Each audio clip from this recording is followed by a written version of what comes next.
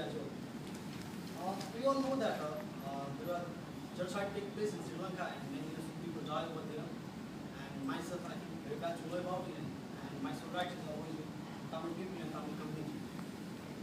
Recently, in Sri Lanka, there was like Commonwealth meeting from the Prime Minister of represent to take part over there. We tried to stop going from there, but he don't listen us. He don't listen the voice of working class people.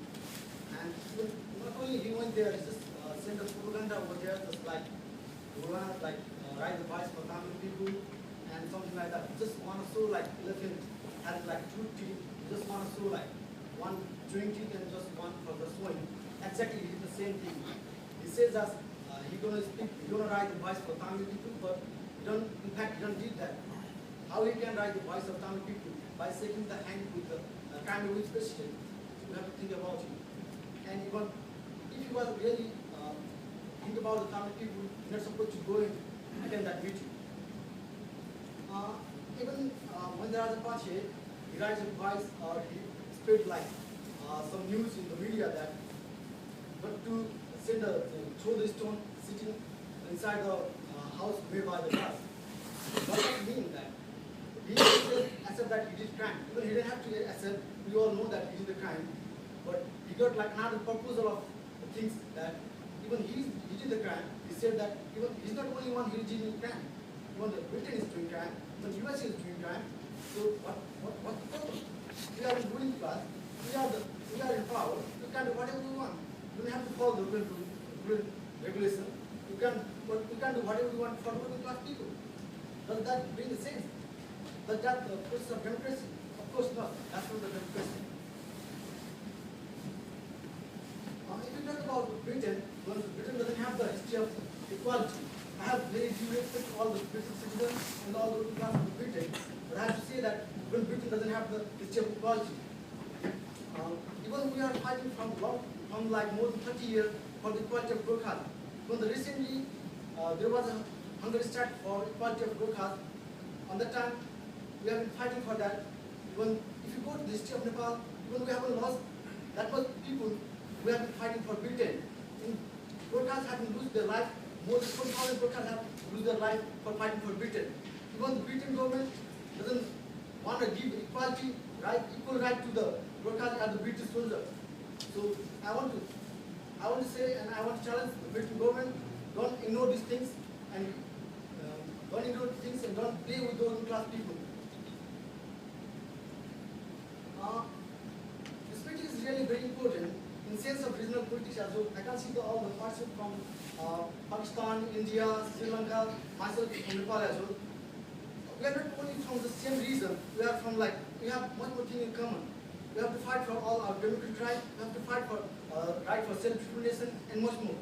If we all can unite together and fight back for our right, we will never be defeated.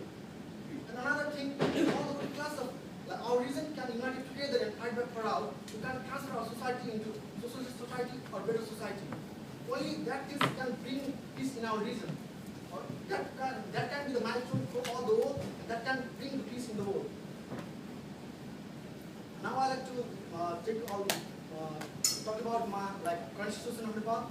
Recently we had election. It was the second time election. Before we had election of first assembly in 2008. And now again that was 100% failure. And again we had an election there. Just a couple of weeks before the election, me and some of the we are talking about the current situation in Nepal. That time, what we predict exactly the same thing happened in the election. That time, what we predict that the revolutionary party over there is losing power, losing the support from people, and there might take place of the counter-revolution. And the people twice going to go to the right-wing party. Exactly the same thing happened in the election.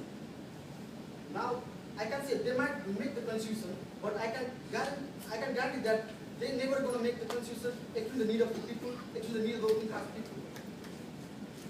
Obviously now, after the election, they might make a new government, but very less chance to,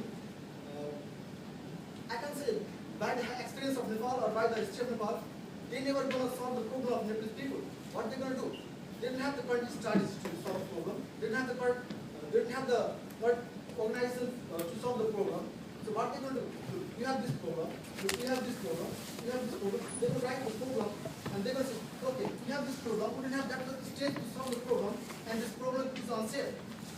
What they're going to do, taking the interest of like other countries like India, China, their interest and their profit, they're going to buy it. It's not only they're solving the problem, they're solving the politics of Nepal, or we can say the politics of Nepal is not on the hand of Nepalese people, or not in the hand of Nepalese people leader. What that means? That doesn't make the establishment in Nepal, that doesn't bring the solution for Nepalese people. So I like to raise a voice here. We are on the process of building new organization to bring all the solutions, to fight for the people, to solve the problem of Nepalese people. At last, I'd like to appeal all the mass over here to raise a voice together, to bring that crime, to bring that war, to bring that genocide in the justice. Thank you.